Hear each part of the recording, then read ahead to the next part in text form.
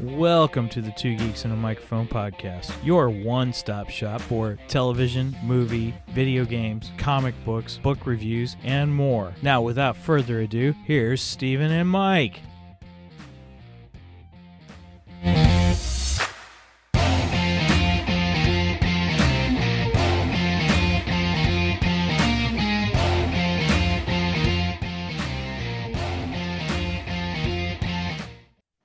Hello there. So who talks first? You talk first? I talk first. Welcome, everybody, to the Two Geeks and a Microphone show. Woohoo! Man, what a day. This is going to be a great conversation going on. I am your co-host, Mr. Steven Boster, along with wonderful co-host, Mr. Michael Shanks. Mike, say hey to everybody.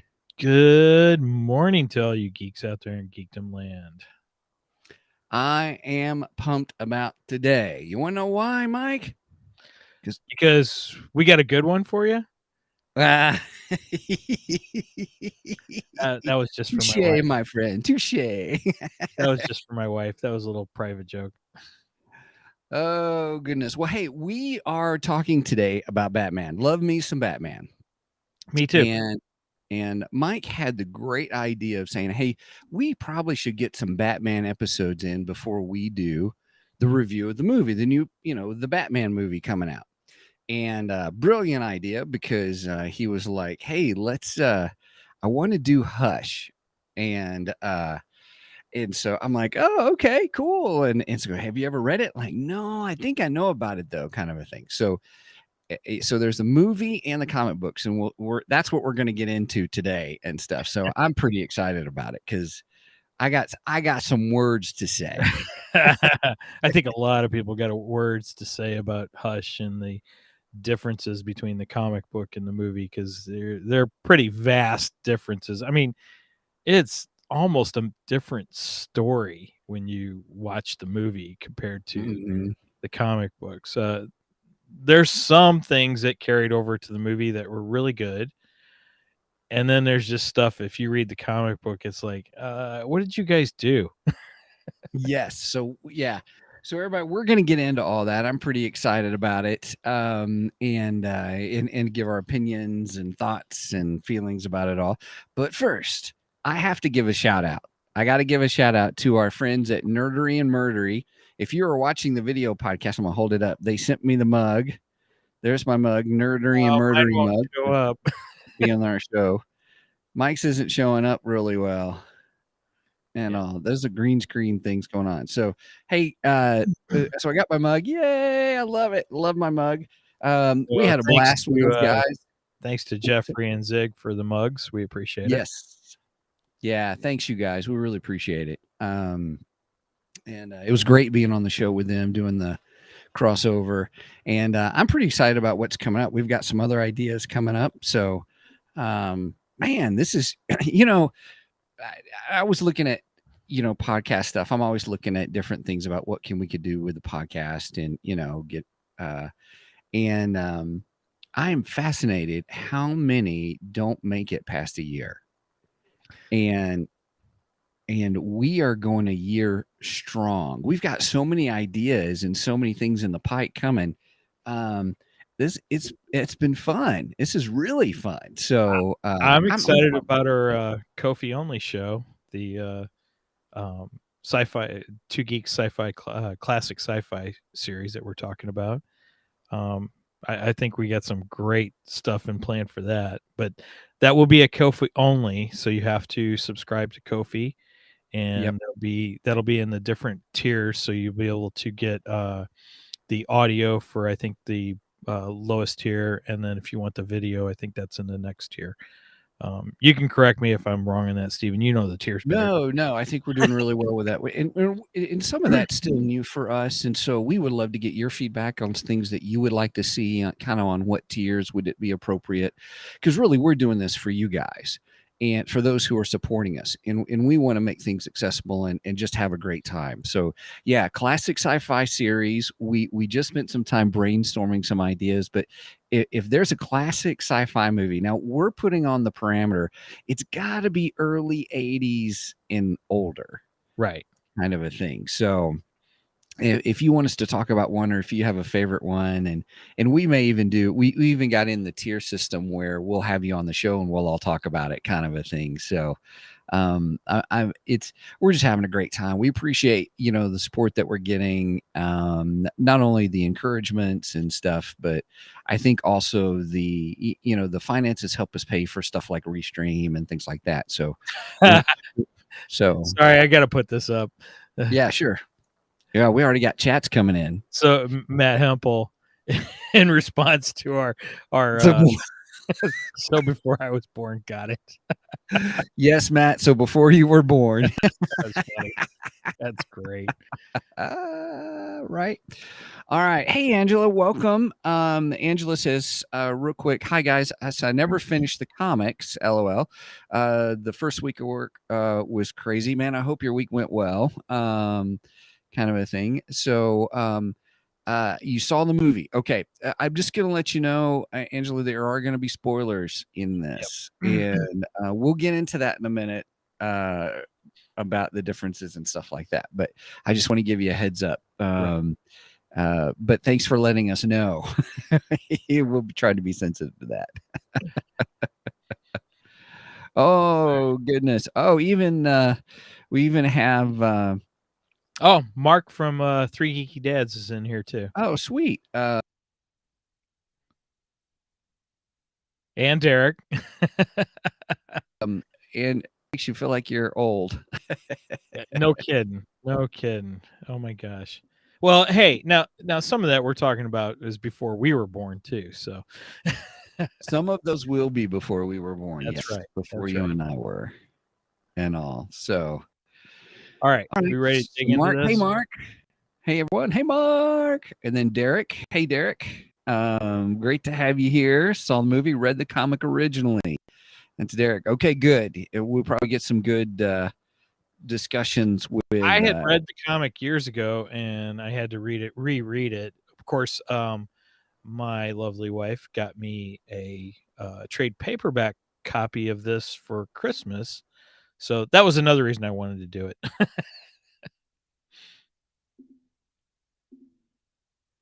But yeah, I think Steven, are you there? Oh shoot, I think Steven froze up. So while Steven's figuring his thing out, we'll talk about Hush just a little bit. So the original comic book actually came out in, I believe it was 2002. Yes, it was 2002 that the original comic came out. The story arc was written by Jeff Loeb, and it was penciled by Jim Lee and inked by Scott Williams, colored by Alex Sinclair, and edited by Bob Schreck. So, and just a little background about Jim Lee. Jim Lee actually grew up in St. Louis as a teenager, so he's kind of a hometown hero for us in the Midwest, St. Louis area. Yeah, he was from Korea originally, and Steven's trying to get back in. Sorry about that, guys. Hang on.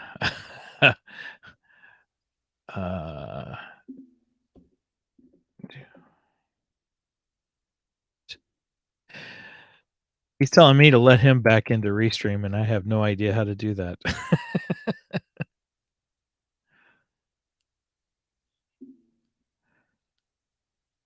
So while he's trying to figure that out, I'll go on a little bit more about Hush. Anyway, yeah, Jim Lee's kind of a hometown boy for St. Louis Knights. He grew up in Chesterfield, Missouri. I don't know a lot about the background of Jeff Loeb or anything like that, but oh, here we go. Steven's back. There we go. Yay! Sorry, everybody. dude. Man, I'm having some difficulties, No internet kidding. difficulties or something. So I was just telling him that the comic book was originally released in 2002, and Jeff Loeb was the writer, and Jim Lee was the penciler on these particular issues.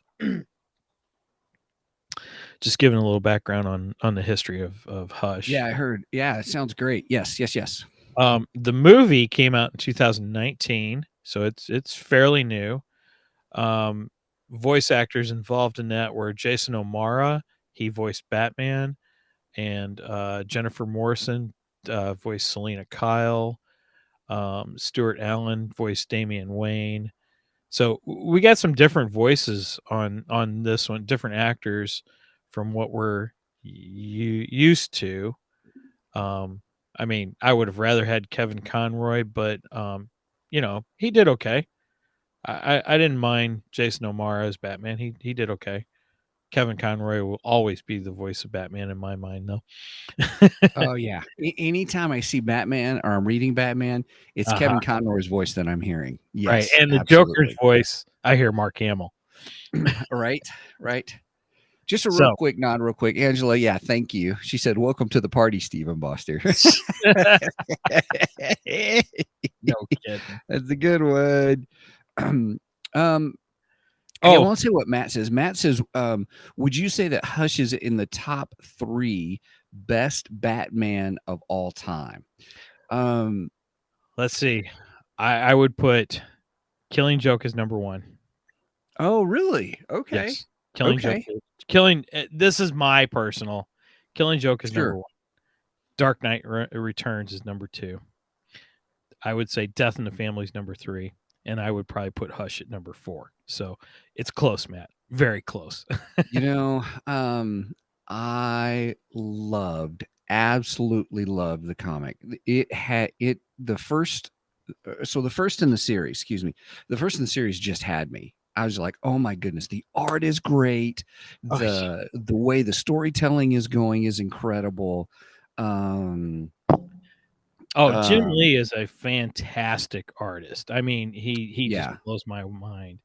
And Yeah. the funny thing about this, okay, Jim Lee, when this was written and done, Jim Lee was still working with Image Comics, which was he helped start Image Yeah, right? alongside Todd McFarlane. And some other artists who decided they wanted to move away from the big two, Marvel and Mhm. DC, and do their own thing. So he Mhm. was still kind of running Image, but he agreed to do this comic series. And the thing is with Jim Lee, he he isn't very good at scheduling. So the concern was, would Jim Lee actually be able to turn in a comic per month?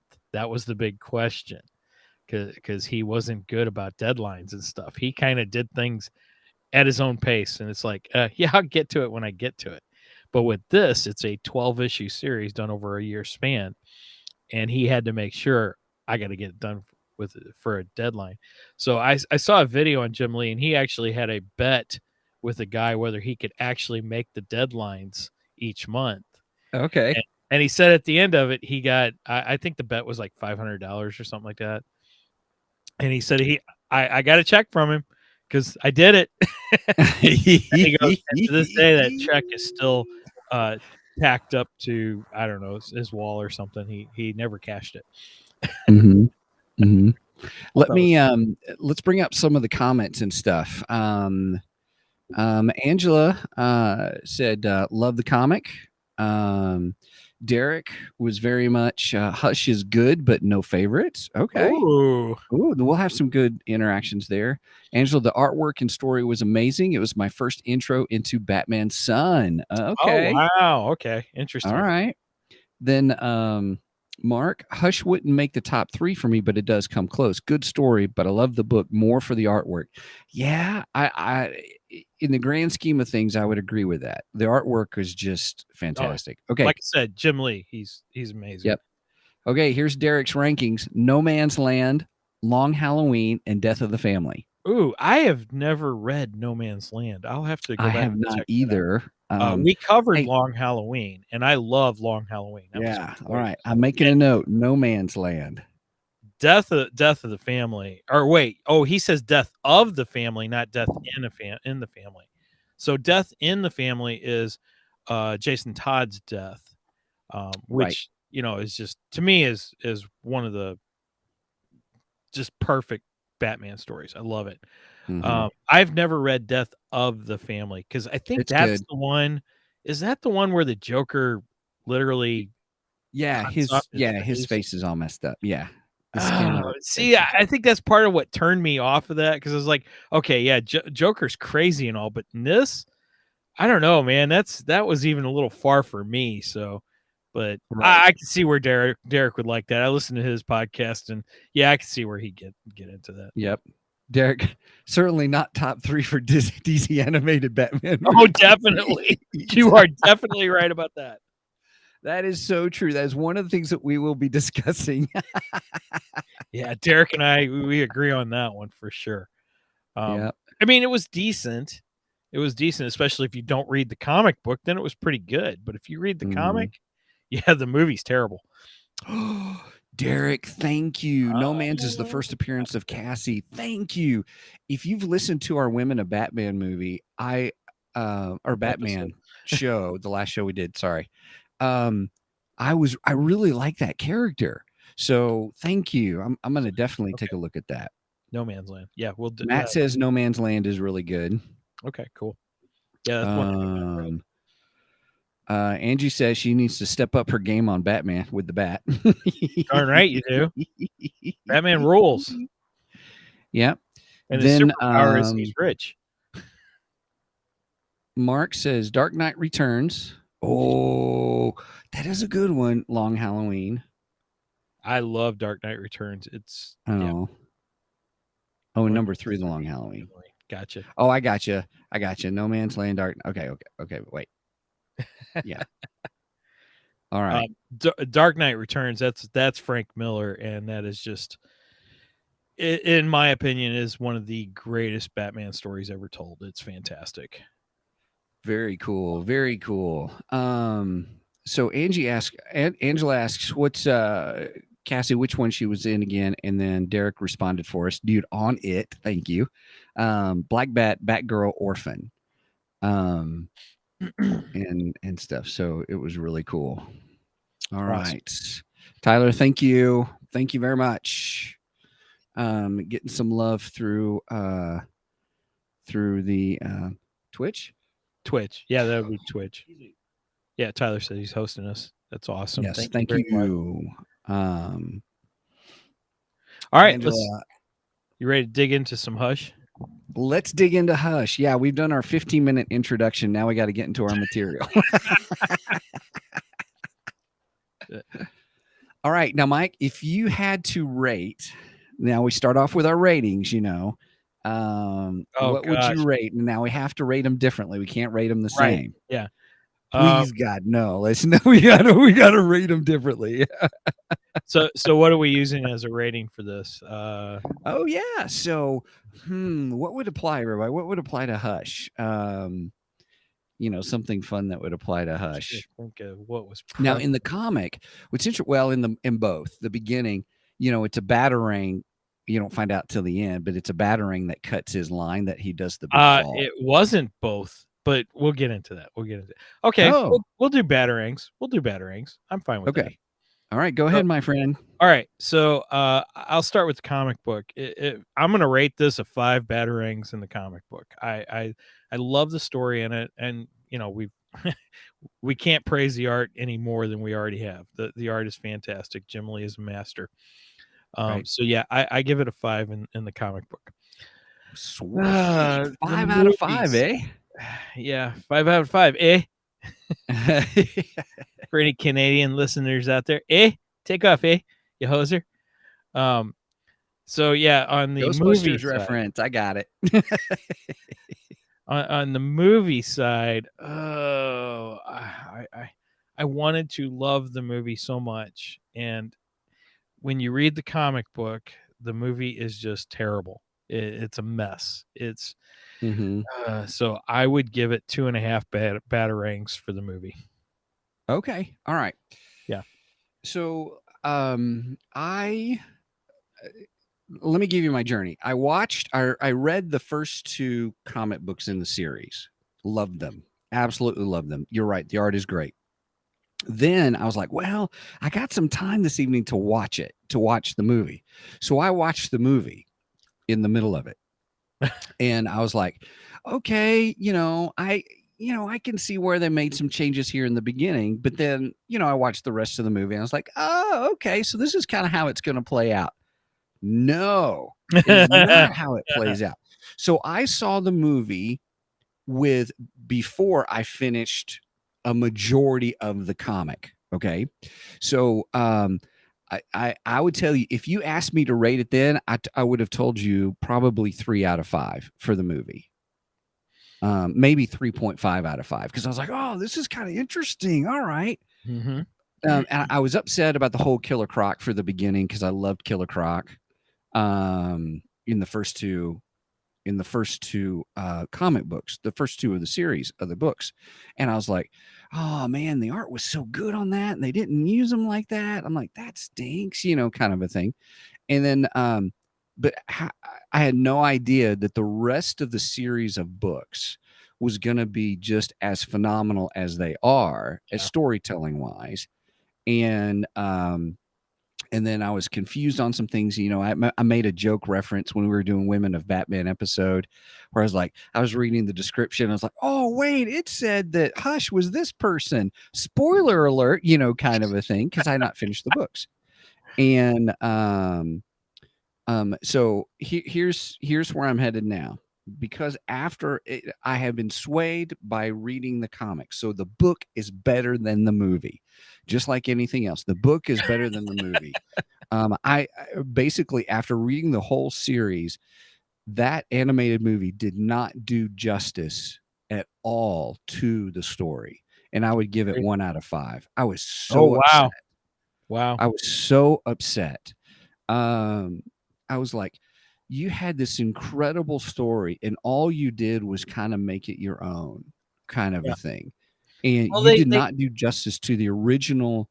You just took the line, the theme of the movie kind of a thing, and then just, hey, or the theme of the comics, and I'm just going to kind of make a movie. Mhm. Whoever did that was not a fan of the book or something. I don't know. I don't know. But I was very surprised. There you go. There's my quick rant. Okay. Because this is, there's going to happen more later on, I bet too. So yeah. Well, they took out key characters, they took out key plot points. I mean, and ultimately they changed the ending and who really is the bad guy, you know. Mhm. So yeah, maybe you're right. Maybe I should lower my score. Oh yeah, let's talk it Yeah. out. Let's talk it out. Matt says you were being nice. Yeah, Matt, I think you're right. I think I was being nice. By the end of this, it may have a 1 score or a negative score. We'll we'll talk more at the end. Yeah. Here's what Derek says, and I appreciate this, Derek. Perfectly worded. 1 for the movie, and this is what I like about what he says. It's a steady decline that destroys the source material. That's good. That's really good, Derek. Thank you. Right. Now, Gosh, DC yeah. animated, man, usually DC animated is super good. They're some of the best, Mhm. They tend to blow away Marvel with their animation. I really believe so. Mhm. But every now and then they just screw things up. And this is one of those ones they just totally screwed up. Mhm. Like I said, they took out key characters. They removed Killer Croc. Well, they replaced Killer Croc with Bane. I think that was a bad mistake. That was Um, dumb. That was uh, dumb. and I've seen It some. didn't do justice to Bane. Oh no, I agree. Bane is actually a very intelligent Batman uh, Mhm. enemy. He Batman comes off villain. Mhm. he comes off in appearance as, oh, he's going to be just the musclehead, an idiot, so on and so forth. But he's actually very smart, He and is. and this does him no justice whatsoever. He Right. should not have been put into the story at all. Killer Croc was perfect for it because Killer Croc is kind of brainless, you know, Right. and Killer Croc could be easily manipulated, I believe. So the Mhm. comic does it better with Killer Croc. I like that much better. Oh, and the art was just how they made Killer Croc, and it was almost like Killer Croc was on Venom. Oh You yeah, know what I oh mean? yeah. Well, they gave him something else that they made him think was going to heal him, and it actually mutated him even more, Mhm. which was interesting too. Mhm. Uh, so you have that. They removed Huntress from the movie altogether. Huntress isn't even part of it, and she was I a pretty know. pivotal character in the comic books. It's like, Mhm. what the heck? What'd you take Huntress out? And basically, they Mhm. replaced Huntress's part with Batgirl. Now, I love Batgirl, but she's not the one that saves Batman. Huntress is, you know. So it's Right. icky. It's just icky. Mhm. Mhm. Oh, Mhm. what's Brian saying here? Brian, he says here. I'll put it. Oh, you got it. Okay. Bane in the R-rated Harley Quinn animated series on HBO Max is hilarious, though. Such a parody of his Dark Knight Returns character. Oh, Uh, okay, I only watched like one episode of the Harley Quinn series, and I just can't get into it. I don't like it. I don't know. It's a little messed up for me. I love Harley. I said that in the last episode. yeah, you're big Harley fan. And I was looking forward to it. I don't know. I can't get into it. So, yeah. Mm-hmm. Mm-hmm. Sorry. I haven't seen it, and that's only because I'm a jerk. No, I'm just kidding. I haven't watched it. No, I honestly, it's just time. You know how I am with time Yeah. and stuff like that. So Derek says WB and DC in general have a bad habit of taking the sources and changing as if they want to give the fans something unexpected since they already know the endings. But what we really want to see, despite maybe knowing the ending in advance, are those. Hang on a second. I got it. It cut off on our screen. I didn't realize it did that because he wrote so much it went. Are those stories brought to life or brought into motion? I agree. Now, okay, I do agree with that statement. That's correct. Now, we've Yep. talked about in the past, like Walking Dead. Walking Dead has done multiple versions of their stories. So, like what you watch on television isn't necessarily what you see in the comic book. There's going to be differences, and even in the books, the novels, there's differences. But I think Walking Dead does it much better because they might change the source material a little bit, but I don't know. I think they do a better job with their end product. Where DC, I don't know what the heck they're doing. I don't get it. Mhm. Mhm. This was a mess. I just don't understand it. Yeah. I mean, we're not there. We don't know what they're fighting or something. Maybe it's modeling, computer modeling. They're on a budget and they're like, well, we can't recreate all of Killer Croc. We've already got Bane in the system, so let's just go ahead and reuse Bane or something. I don't know. Kind of a thing. Mark So says I need to give Harley another. It gets okay. better as it goes. So All right. I'll All keep that in right. mind, Mark. I'll keep Maybe it. that needs to be our crossover event. Yeah, we got to talk about that. Oh my goodness. At some point, we got to talk about that. Oh, Brenda says you mean much more betterer. oh, much more better. Got to take a drink. Okay. Love it. Love it. Love it. Love For it. the Love it. record, she said that. I didn't. Right, but you still repeated it, so Because she said it. She gets mad at us when we do that. She doesn't like it. oh my goodness. All right. Great discussions, everybody. Thank you. Thank you. And if we don't get to your comments, I apologize. This is new for us on going through, through the comments and stuff, and we're learning. So thank you for your patience with us. Okay. What was this? We haven't done this yet. What was your favorite part? Obviously, we've already compared the two, saying that books are better than movies. So what was your favorite part in the books? What was your favorite part in the books? Or there may be several favorite parts. Yeah, that's hard to say what's my favorite. I mean, there's a lot of lot of great moments in the comic books. But I think what stands out the most is the relationship between Batman and Catwoman, because that comes out pretty heavily in this comic book, and we see that developing more in this one than we've ever seen in the past. And I find their relationship to be very interesting. I think they're great together. And yeah, I love that. I absolutely love it. Coming from somebody who wants to be more action oriented instead of romance oriented, Right. that's the funny part about this. That's what I find best. Let me ask you this. Was this the first time that Batman revealed his identity to Catwoman? I believe so. So this was something cool about this series was when he finally revealed who he was. I want to say yes. Of course, DC's rebooted many times. Yeah, right. It's possible that could have happened previously and then been rebooted, and at this point she didn't know who he was. But I'm going to say, for argument's sake, yes, this is the first time. And I love the way it was revealed. That was one thing the book that the movie got right, because the reveal was kind of the same. It was it was Sort of. similar. Right. What was leading up to the reveal was the same, because you had the conversation between Nightwing and Batman, and Nightwing's telling him, I really think that you need to let her in. That's part of your problem, that you don't trust people, and so on and so forth. And then Batman, he goes, what does he say? Maybe I'm talking too much, or something to that extent. And Batman goes, "You're right." And Nightwing goes, "Wait a minute, I'm right?" He goes, "Yeah, you're right. You need to shut up." Yeah, it's none of your business. It's none of your business. That's what it was. It's none of your business. That's right. And they said the same thing. It was almost the same conversation between the movie and the comic book. And I really did enjoy that. I thought that was hilarious.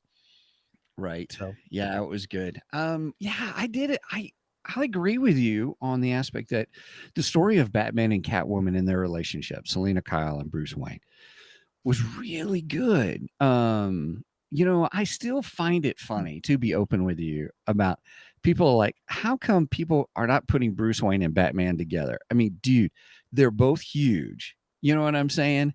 It's like, how many people are that huge? And you're like, they're not the same, kind of. Anyway, but okay, Batman looks more menacing in the outfit, in the cape and the cowl, right, than he does in a suit. It's the whole thing. You like, okay, you live in Montana. How do you scare off the bears? What did you tell me when we visited you in Montana? What was the thing? You make yourself look bigger.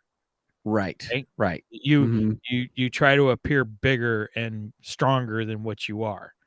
And right. Now, granted, I think Batman's the true identity between Bruce Wayne and Batman. I think Batman's the true identity. Bruce Wayne is actually the alternate identity, in opposed to Superman is actually the alternate identity, and Clark Kent is the real identity. They're opposite of each other. But I think the same aspect is there. He makes himself bigger as Batman than he does as Bruce Wayne. He comes off more timid. Sure. Just another caveat about being in Montana. I thought you were going to say, look, you've got to be able to outrun me. So if I'm going to trip you and then outrun you and let the bear get you first. Yeah, I don't quite think that's Batman's. Yeah. Whatever. I will say one thing I liked about the movie, more than the book. Well, just the added thing that they did was they gave Batman kryptonite brass knuckles, kind of a thing. I did too. That was one thing I did think was better in the film, where in the comics he has a ring, which that's been canon for a long time. The ring is canon. I get the ring, and I got it when I read it. But I thought the brass knuckle or the kryptonite knuckles were cooler. I was like, oh, I love that. And him putting them on, it was like, okay, that's a good addition. See, that works. That's cool. If they would have kept up with that kind of changes, that would have been fine. But oh well. Oh, here we got to put up this from Brian. Bruce's identity died when his parents died, and Batman was born. Wholeheartedly agree. Great Ooh, statement. that's Yep. a really good statement. I like that a lot. Yep. That's why I say the Bruce Wayne identity is actually the false identity, and Batman's his true identity. Mm-hmm. Totally agree. Now I want to go back to the Batarang. So that was actually a big difference. In the comic book, you don't find out immediately, but we do find out later as the story goes on that it was a Batarang that cut his line, which led to him falling and hurting himself, almost dying, cracking his skull, and so on and so forth. But in the cartoon version, in the movie version, Hush actually shoots with a gun the line and breaks it. And I thought I didn't like that change either. I was like, that's Right. kind of dumb. I thought it made more sense having the Batarang hit it because I think it would be easier to hit that line with a Batarang than I would with a bullet. Right. So do we say much more sincere? Made much more sincere? I'm just Right. kidding. There you go. Much more better. Much more better. Here we go. We're drinking, everybody. Good thing I'm not doing my tequila shots. Right. Right. Which, by the way, Santo Rispado is awesome. Oh, nice. Nice. Nice. Thanks, Angela. We took our drink. All right. So I'm still trying to figure out what my favorite part of the comic is. I enjoyed the whole thing.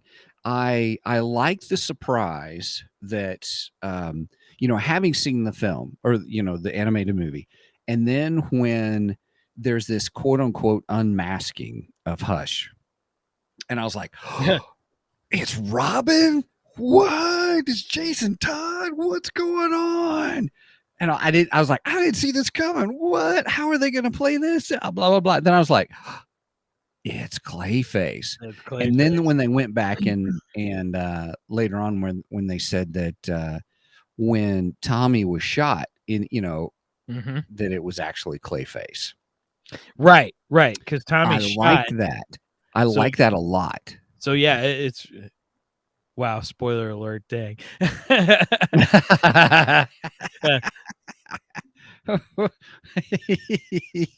Sorry, Matt. Oh gosh. Wait a minute. You've already read it. There you go, Matt. Does that make you happy? Yeah, I'm going to give you a spoiler alert on a comic that's 21 years old. Wait, sorry. Is that still older than him? No, I'm just kidding. I'm just kidding, Matt. No, Matt's older than 21. Right. Anyway, yeah, I forgot where we were at. Oh my gosh. We were talking about Clayface and yeah. So yeah, it's revealed to us later. Well, the first reveal, they play it off as Jason Todd, which is a fantastic scene in the comic book. And we didn't get that in the movie at all, which sucks, Mm-hmm. But what I love is how Batman figures out it's not Jason Todd. That was fantastic because they started asking him, wait a minute, how did you figure out it's not him? And he goes, I could tell by his moves because he didn't move like Jason Todd at all. He moved like Nightwing. He moved like Dick Grayson. And that's because Clayface didn't encounter Jason Todd really. So Clayface can't mimic Jason Todd's movements. So he had to pick a Robin, or somebody, and he picked Nightwing. And Nightwing's going to use all the acrobats and stuff that he uses, and that's what he did. And he's like, he didn't move like Jason Todd at all. And I thought that was great. So that's one of the detective sides in this story. I thought that was really cool. Mm-hmm. Oh, gosh. Right. At least those are just on YouTube. We're getting bad comments and stuff, so I'm going to take care of this real quick. I just hit block on both of those. Oh, good. I was doing the same thing. It was giving me an error, so that's fine. Oh, yeah, it just gave me one too. Oh, shoot. Now I just lost all the chat. So anyway, I'm back. Okay. All right. are you still seeing So the chat? I am. Okay, Yours good. probably rebooted, Yeah, I and think when it it did. reboots, you don't get the prior. Yeah, that's what happened. So That's what happened to me earlier. So yeah. okay. So I Okay. might have lost everyone's comments, so sorry. Well, most of them are on Facebook, so we're good on that one. If you want to bring I that was up, so trying to block something that came through. yeah, we got some junk. So yeah. So I hate those Marky chat Derek, box. we need Tito. Anyway, Angela said earlier we need to make her a mod. that's true. We could. We could do that. That'd Anyway, be cool. let's move on with Hush. Yes. Hush, hush, hush. Hush, little baby. Okay. Oh, that was another thing that was good. That was in there. I And they that's when cut he that was from the movie too. And mhm, that was the reason he was named Hush. It was like, what? right. Oh my gosh. Yeah.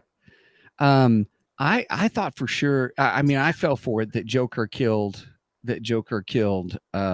Tommy. I fell for it and it was like, no, I didn't do it, kind of a thing. I was like, what? Joker for once is innocent? That's crazy talk, kind of a thing. So I really I really enjoyed that. So Oh yeah, yeah. it, The fact that we find out Joker didn't actually shoot uh Tommy. Tommy. Mhm. Technically nobody shot Tommy, but Right. Technically. but Technically. what was even better was the fact that whose gun did he shoot him with? He shot him It with was Commissioner Gordon's gun. Gordon's gun. And see, they cut that from the movie too. Because Mhm. it was revealed that the gun uh that Tommy got shot with was actually Commissioner Gordon's a gun that he turned in when he retired. Mhm. Again, another difference because in the comic book, Commissioner Gordon was still Commissioner Gordon. I mean, in the movies, yeah. In the comics, Commissioner Gordon was still commissioner or was retired, and in the movies, he was still Commissioner Gordon. Mhm. So Mhm. again, I liked it better the way they did it in the comic books. He retired. He had turned into his service piece, and that's what they stole to shoot Tommy with to try and frame Commissioner Gordon for the murder of Thomas Elliot. Mhm. Yeah, Mhm. bad That was plot change. yeah. Totally bad. Yeah. Yeah. Matt, thanks for joining us. Oh, Matt's got to go. Yep. Thanks, Matt. So And also, yeah, I tell you, really, the storylines, the interweaving storylines within the comic were really well done. And this was one, even when we were with Nerdery and Murdery guys, where Zig had made that comment, the plot services the characters. right. Well, Um, in some stories, the characters service the plot, and some yes. other stories, plot services the characters. Yeah. Yeah, and This one was totally the plot was servicing the characters and the character development and the character, getting insights to the characters' motivations and desires and frustrations. And because, well, I'd say that's true for the comic book. The movie, I don't know what the heck was servicing what. right, I'm almost just talking about the Okay. comic book. You know what I mean? Because, yeah, I mean, yeah. Sorry.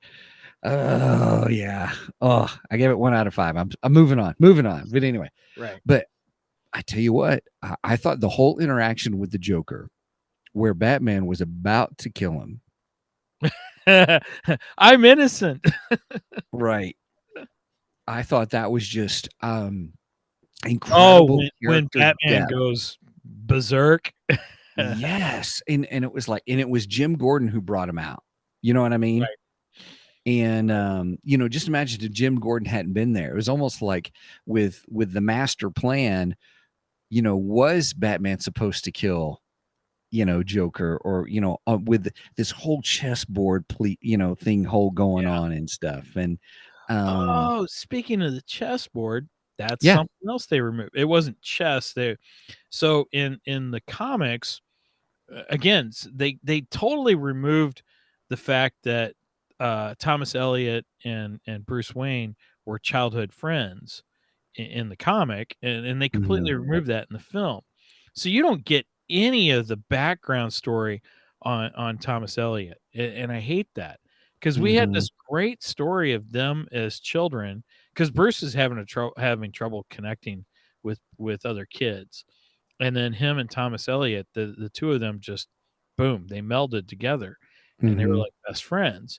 And they played this little game. It wasn't chess, but it was like some kind of Civil War pieces that they played this game, and the whole story kind of revolves around them playing this game.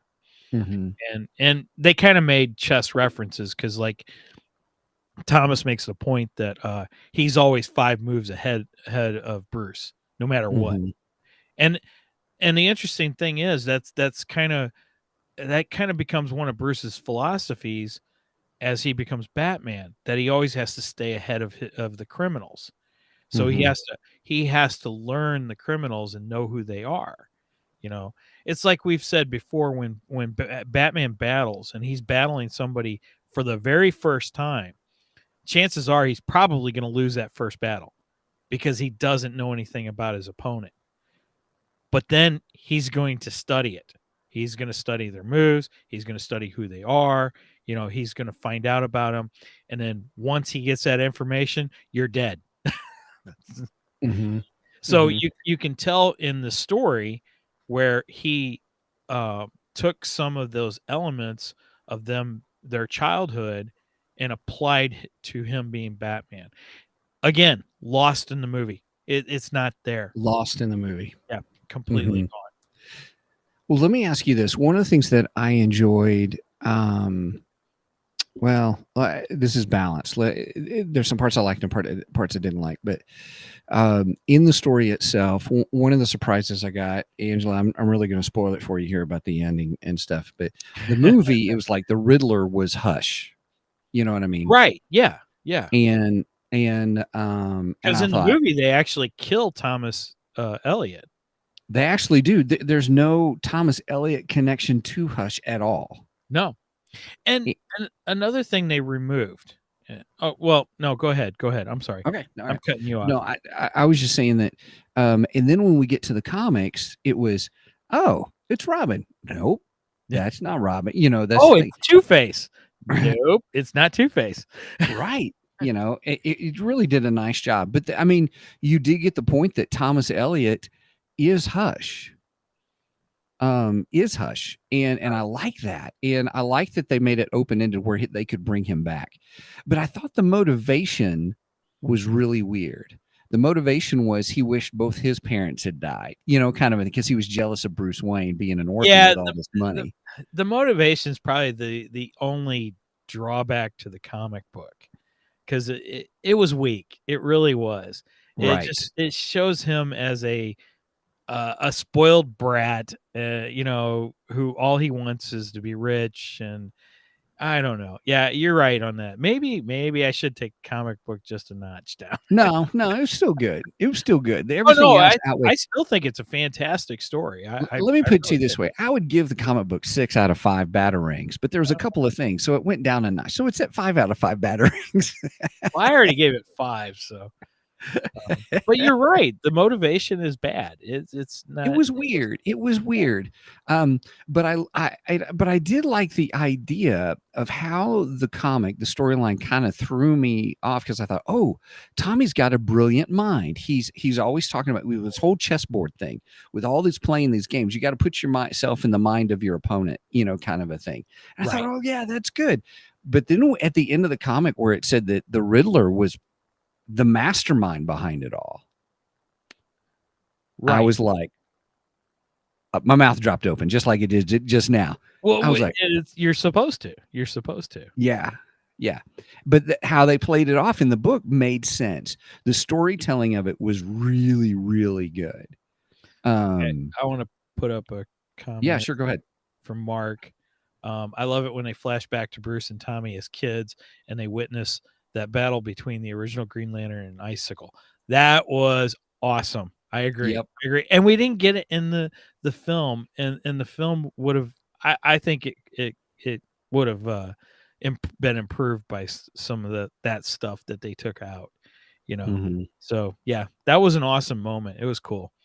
Mm-hmm. Really like seeing the original Green Lantern. It was Now, real quick, my brain went to where they were at the, at the whole opera house thing, and you had said, "Oh, just wait, Steven," when we were doing our Women of Batman episode. Just wait, Leslie Tompkins is in it.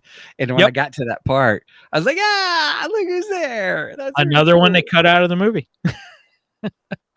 Now, like I said, yeah, she wasn't in it. His date was some young girl. It wasn't. It wasn't Leslie Tompkins. And I think it's important to have her in it. Now, she could have played a bigger role. I think honestly she should have had some help in Bruce recovering or something. They kind of just used her as almost a cameo in the comic book. But again, that's another difference that they pulled away from the film that and I liked how she makes a reference to Selena Kyle when she's like, "Aren't you going to go help?" Right. Like, basically saying, "I know who you are." Right. I know your identity. Yes, agreed. I So love that. I thought it was fantastic. Yep.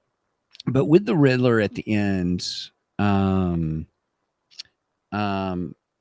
the Riddler at the end being the mastermind behind it all, I loved how Batman, because he knew Bruce Wayne was Batman, but I loved the Batman's response. I just thought, oh, that is so good. And it was the whole point of saying, the thing about a punchline to a joke or, to a riddle, Yes. Right. it's already been revealed. When he said, what was it? An elephant sits on a fence. I can't remember the riddle that Batman gives him. Something about an elephant sitting on a fence, and basically Riddler's like, well, it's time to get a new fence. Yes, everybody knows that one. Right, everyone knows that one. So it's the riddle's no good. And Bruce is like, exactly. If everyone knows who I am, then your riddle makes no sense. Yeah. Oh yeah, good connection. I wanted to put this up. Brendan and I just found this out, and I wished we would have realized this for our Firefly episode. But Lee Thompson, Leslie Thompson, or whatever her name is, the doctor, in Gotham, the woman that plays her is the same woman from Firefly. Oh, which one? Who was that? She's the hooker. Oh, Marina Baccarin. Yeah. She's got a new show starting on NBC, and I was like, "Hey, that's what's her face from Firefly." And yeah, there we go. Yes. Oh, wait a minute. Brian chiming in, being our Tito. Yeah. Well, she was in Deadpool and she was in a bunch also. of stuff, right? Yeah, because she was Deadpool's girlfriend, wasn't she? Yep. Brian said at the same time. We said at the same time. Yeah, I always found it funny that Batman's girlfriend was Deadpool's girlfriend. I got a kick out of that. It's funny. Yay. Yeah. No. Here is. Or no, she wasn't Batman's girlfriend. She was Gordon's girlfriend, wasn't she? Yeah, she was Gordon's girlfriend. Okay, I couldn't remember. I couldn't either. I started kind of wipe away a lot of the TV series because the ending. I don't even think I watched the last. Brian said she was in the V remake too. Yes, and I did watch some of that. I wanted to love that because I loved the original V, and I couldn't get into it. Yeah, she was also in Stargate. The last couple of seasons of Stargate and stuff. She played a villain in that, and see, I should know that my doppelganger is one of the stars of that show. Right. At least name doppelganger anyway. Yeah. Angela says, yep, she'll always be oh, sorry. Boy, the chat moves, and so it moves when I'm doing it. I know. Yep, she'll always be an R for me. Yeah, that's where I Inara. always remember her from is Inara. Right. Yep. Exactly. Okay. All right. So, yes, I think, Angela, you had said a long time ago we should probably take a drink every time we rabbit trail. So That's part their fault. We can't be totally blamed for that anymore. Right. Well, here's the thing. If you ask me to give my overall impression about Hush, hands down, read the book. Do not watch the movie. Yeah, I agree. Read I the book. totally agree. If you're limited on time, which is really how I have to, I justify and judge a lot of things, is read the book. Read the book in this case. And you could probably read the book. If you're a fast reader, you probably could read it in an hour and a half. I read it over Valentine's Day weekend. Did you? It's 12 issues, so I'd read a little bit, put it down. A little bit. That's what I did. The nice thing about having the Kindle version is it picked right up after wherever I had to stop and stuff. So, but boy, I tell you what, probably having the paper version of this, it's probably pretty cool. And so, Brian said we should all take a drink. Then. There we go. All right. Here we go. That's funny. I love it. And all. So, I don't know if I really had a favorite part of the whole series or, the whole comic and stuff. I really enjoy it. I really enjoyed it. The book. So thank you. I have to give you kudos, Mike, because I was like, oh yeah, Hush, that sounds good and stuff. I'm like, oh, this is really good. It was really good. The book was really good. Now, one of the other things that really ticked me off about the changes between the two was the ending with Catwoman and the reason Catwoman leaves, because they're totally different from they are totally different. I think the comic book was so much better. So yes. In the movie, she gets upset because he does not kill the Joker, which to me is more Robin than it is Catwoman. That's insightful. That's Jason Todd. That's Todd's conversation to Batman. That's exactly what Jason was saying to Batman. And with Jason Todd, I totally get it, because the freaking Joker killed him, man. So yeah, if he's going to be alive again, yeah, I could see him being upset with Batman that the Joker's still running around. Why didn't you avenge me? I totally get Jason's perception on that. I don't quite get Catwoman's though. Catwoman, to me, that didn't make any sense. Now, but you're just to reiterate, you're talking about the movie. I'm talking about the movie, because in the comic book, I like the twist they gave it in the comic book, because in the comic book, he doesn't reveal to anyone the opponent's name, the enemy's name. Okay. The only ones that know are Hush himself, the Riddler, because the two of them planned it, and then Batman, because they tell Batman who his name, what his name is. They tell him his name is Hush. So they don't know this, but each villain has made a reference to Hush throughout, as you go through the comic book. For instance, Jonathan Crane, Scarecrow, when he comes into the comic book, he's singing the lullaby, "Hush, little baby, don't you cry," which Riddler reveals that's actually where they came up with the name Hush, which absolutely love. I think it works really well with the story. But so, unless you were directly involved with what was going on, you didn't know what Hush's name is. So then that's when Catwoman whispers to Batman, "Hush." And she's just telling him, "Shh," Why'd you say that name? Right. Exactly. Yeah. So we get the Martha moment. What'd you say that name for? Why did you say Martha? Yeah. But no, I thought it was done very well in the comic book. I liked that and he gets pissed at her because now all of a sudden it's in his head, I can't trust you, you know? And it's always Mhm. been in the back of his head. Because we also have the moment in the comic book where Damian Wayne comes into, and see, in the comic book it's Damian Wayne no, I'm sorry. It's Timothy Drake in the comic book, and in the movie it's Damian Wayne. So in the comic book, Timothy Drake comes into the Batcave, discovers Catwoman there, and they have a small fight, and he's ticked that she's there, and blah blah blah blah. And then she gets mad, steals one of the bat cycles, and takes off. And then Timothy Drake looks at Batman and says, "How did I do?" I mean, they Mhm. staged the whole thing, and it was all about whether he could trust Catwoman or not. And they completely cut that out of the movie, They did. And Yeah. then when you have this moment at the end between Bruce, I mean, in the comic book anyway, between Bruce Mhm. and Selena, and she says, "Hush," that goes back to that where he's like, "I can't trust her. She's in on it. She's one of them." Mhm. And that's what separates them. That's why she gets pissed and leave, because she doesn't understand why he got upset, and he thinks he can't trust her. Right.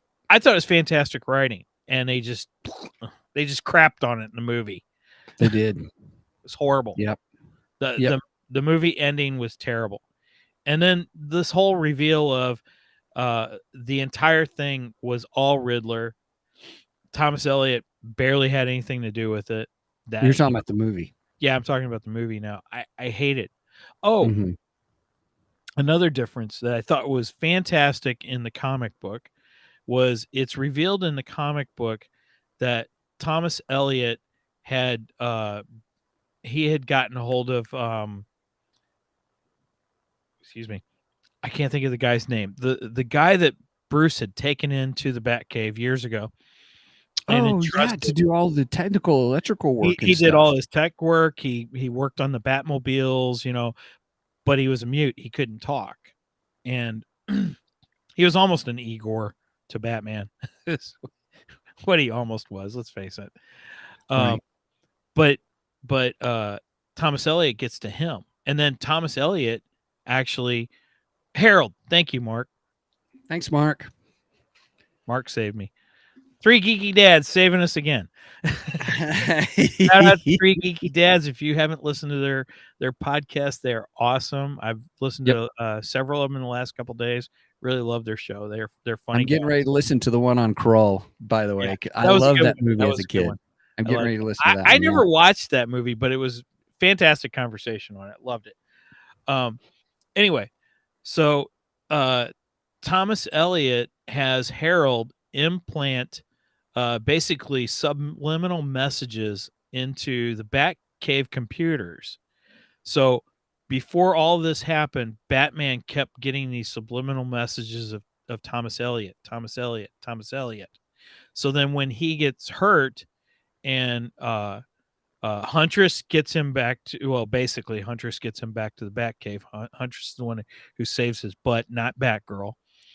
Mhm. Mhm. And then Alfred finds out that his injuries are way beyond his medical skills, and that they have to get somebody more competent in there to work on Bruce. Bruce starts tapping, and he's tapping in Morse code, and what he's tapping is Thomas Elliot. And the only reason he thought of Thomas Elliot was because of those subliminal messages that were planted in his head. Again, Mhm. completely taken out of the Mhm. movie, and that was stupid. That was dumb that they took that out. Mhm. Well, it moved into the whole thing where there was an implant in his brain, and Superman had to zap it out with his heat vision. Right? Yep. I forgot about that too. And we didn't Mhm. get that moment either. Now we did get the cool uh Poison Ivy takes over Yeah, Superman. That was done pretty well. it was done pretty well. Yeah, that was done pretty well between the movie and comic. I like that. And then we had the whole how they convinced Superman was to go after Lois Lane, and Catwoman pushes her off the top of the Daily Planet. Right. Right. Oh, and one other thing that they did right that was the same was when Catwoman knocks out Poison Ivy, and Superman goes, "Was that necessary?" And both Batman and Catwoman at the same time go, "Yes, it was." Yes. I love that. I love that. That was the same between the comic and the movie. So that Yeah. they did that well. Yeah. What's Brian saying here? Brian says, I didn't think I read the story before because I'm more of a Marvel guy, but the more I hear you guys talking, the more I'm thinking that Mark let me borrow the graphic novel last year or the year before. Oh, definitely read it, Brian. It is fantastic. No, I think It's he's saying so that he did read it. Now it's been Oh, a okay. while since he read it. Oh, okay. Yeah. I would highly recommend going back and rereading it. It's a great story. And Yeah, it's I'm about totally looking up it's No now Man's about Land I too. think this year is like the 20th anniversary of the comic. Yeah, because the comic came out in 2002 and it's 2022. So this is 20th anniversary of the comic. They did a 15th anniversary comic. I wonder if they'll do a 20. I don't know. They've done several different iterations of it. I just got the trade paperback, which the trade paperback is beautiful, by the way. Mm-hmm. Mm-hmm. Yep, I agree. You need to revisit it, Brian. It's a fantastic story. Awesome. Do it right now. Do it now. Anyway, yeah. all right. So overall, give me your overall thought. What's your overall? Just say, kind of recapping. So Overall, the comic is fantastic. But since you mentioned it, I think you're right about the motivation behind Thomas Elliot. I didn't really think about that before, but now that you mention it, I agree with you. It's weak. The motivation is extremely weak. But other than that, I think the comic is darn near a perfect comic story. I love it. Mhm. Love the story. The movie, I think. Don't waste your time, everybody. Don't waste your time. I think Matt was right. I was being kind when I gave it a 2.5, and I think you're right. I think it needs to go down to 1 because the more we discuss this, the more I do not like the movie. Mhm. I think if I read the comic book, I might like the movie. If I hadn't read the comic book, I might have enjoyed the movie, not Mhm. knowing the true story behind it. But Mhm. when you read the comic book, yeah, that movie sucks. It's really Mhm. bad. Mhm. And then this whole thing with the Riddler getting the question mark on his forehead. What the heck? That's messed up. That was weird. Yeah, that was weird. It just because I did see it, early on, and I'm kind of glad I did. Because if I spent all that time watching or reading the book and then afterwards watching the movie, I just probably would have blown a gasket. And Oh, in the movie, they also didn't put Thomas and the Riddler together, because the Riddler goes to Thomas to try and fix, because we find out that the Riddler has brain cancer, which is the whole reason he gains access to the Lazarus pit is to heal himself of his brain tumor, and that's when he figures out while that was happening, because the Lazarus pit tends to make people insane, and Mhm. for some reason it like gave the Riddler all this extra knowledge, and one of those things was that Batman was actually Bruce Wayne. He was able So to figure it out. yeah, He was able to put the pieces together quicker than he ever was before. right. So Mhm. and they really didn't go into a lot of that, but the whole Thomas connection to the Riddler was the fact that he went to Thomas to try and get the tumor removed, and Thomas couldn't do it. And they just completely threw that out of the movie too. I don't even think they really went in the movie that Thomas was actually a surgeon. I don't even think they revealed that in the movie. To be honest with you, I think I've blocked that movie out of my mind. We were supposed to wait till after this episode to do that. Right. I think now that we're getting to the end of this episode, I'm like, yeah, I'm done. Because it's kind of hard to review a movie when you don't remember. You can't remember it, right? Gosh. Okay, you could start blocking it out. Right. All right. Well, Mike, first off, thank you. Thanks for the idea.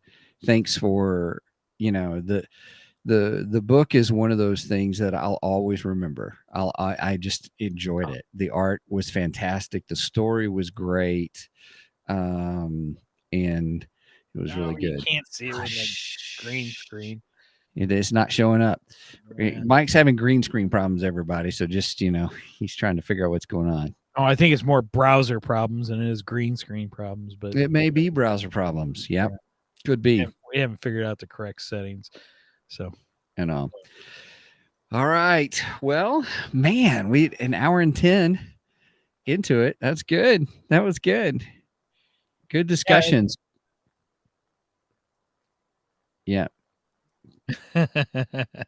Yes. Glad we could save you time, Glad we could save you time. Brian said I look like I was beaming up. I was trying to show the Hush trade paperback. See if I can do that again.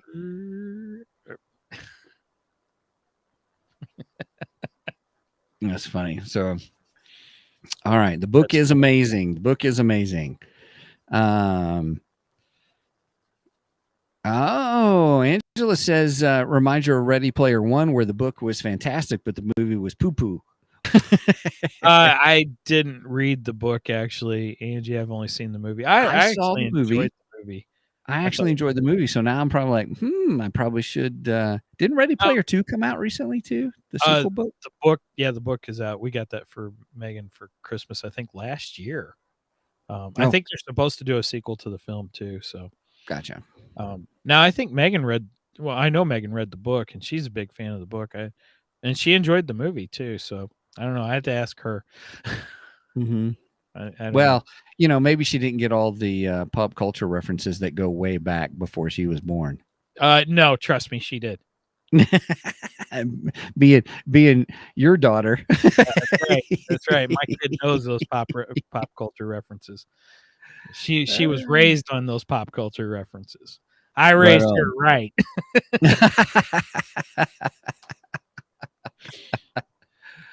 Oh my goodness. All right. Well, we better end with that real quick. So all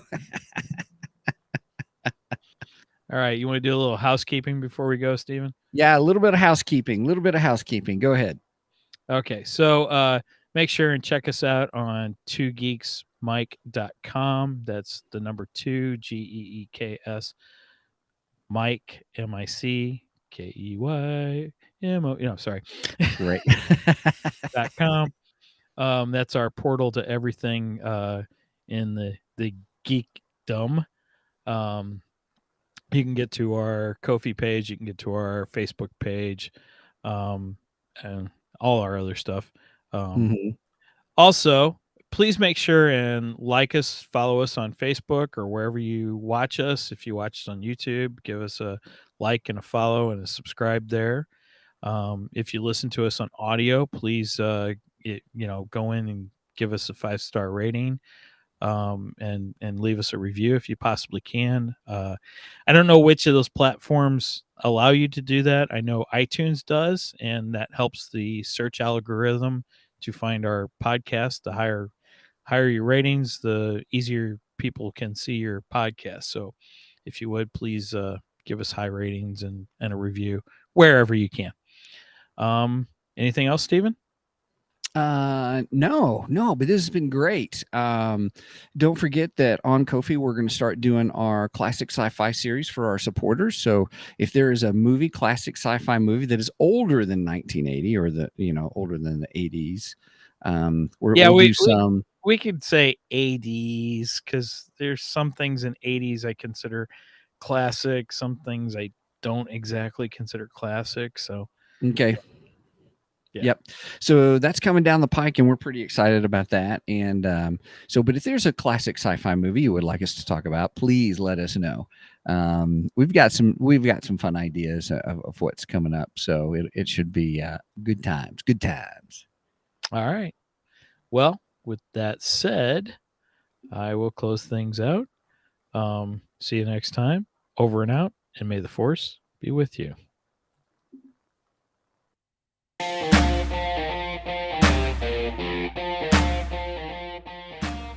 Thank you for joining us today on the Two Geeks and a Microphone podcast. Tune in next week when we will have more news and reviews. Until then,